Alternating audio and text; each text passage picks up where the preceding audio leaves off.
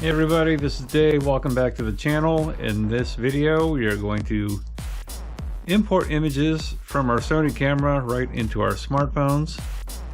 To do this, we will need the Sony Imaging Edge mobile app. So please download that on your smartphone, get that started, get that logged in so we can get rolling. That's the icon for the app right there. On the back of your camera, use the play button to play back your images, and then now use that FN button to bring up a new menu. I'm going to choose multiple images, so we're going to scroll through left and right, choose images from the images on our camera, use that little checkbox to make a selection. Once we've done all that, you use that menu button and hit enter again twice. It's going to start the Wi-Fi.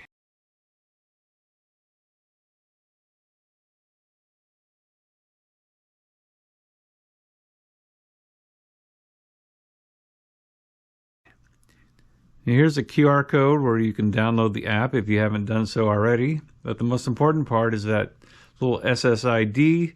That's what you're going to be looking for on your smartphone under your Wi-Fi options. So now we're going to move over to the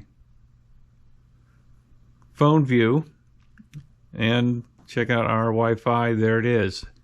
That's what we're looking for. It's going to be different on your camera. Each one is unique, I believe. And as soon as you see that orange start button next to your device, you're ready to download your images. And it does it pretty quickly with a small little preview there of the images you selected. Now, second way to do this is once you're already connected is use the in-camera images button right there on the top. Now you're looking at a live view into your camera from your phone. You can choose some images this way. It takes a second to load up, but they do load up. And there you go. Now you can scroll through, choose images here. When you're completed, you can use that button on the bottom to start the download process. So we're just going to choose a couple,